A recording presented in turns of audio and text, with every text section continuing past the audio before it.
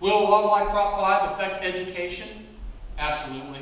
When the culture of Prop 5 gets in, this is David Parker. You heard about him in a video earlier. He's in handcuffs there appearing in court because his kindergartner came home one day in Massachusetts. They have a law like Prop 5 where he had been read this book, King and King, about a prince who's unhappy with all the princesses in the kingdom and can't find his soulmate until he realizes he likes other princes. Finds the right prince, and at the end of the book is that picture on the right where the two princes are kissing. And his kindergartner came home and said, Dad, princes can marry another prince.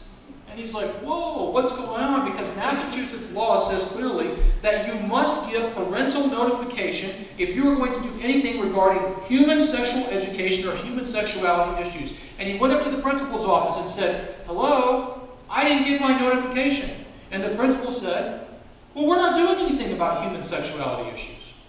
This is about something completely different.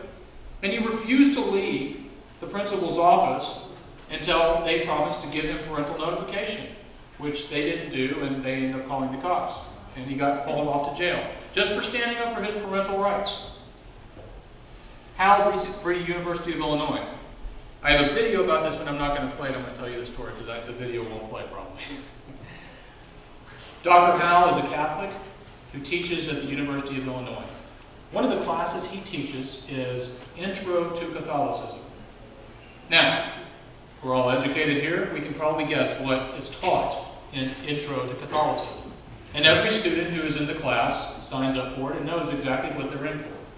He got to the portion of the class about sex and sexual behavior and what the Catholic Church and the Catechism says about sex and sexual behavior.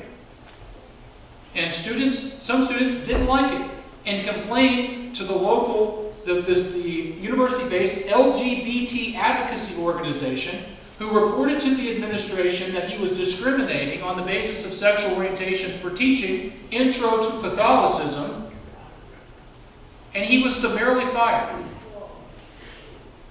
Didn't get an opportunity to defend himself, explain what he was teaching, or anything. Fired. Just like that. We got the case. The bad part about this case is that we never got to file a lawsuit because we sent a letter and somebody at the University of Illinois has a brain and figured out that they had committed a big, big mistake. And so they put him back and reinstated him. But the fact that something like that actually happened still scares me. And is exactly what happens. You have this Equal Rights Commission already in Anchorage.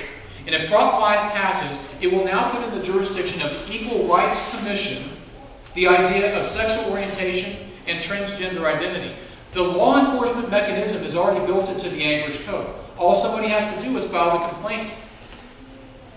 And now you've got the Equal Rights Commission ready to pounce. They can fine under the authority currently of Anchorage Code for violations.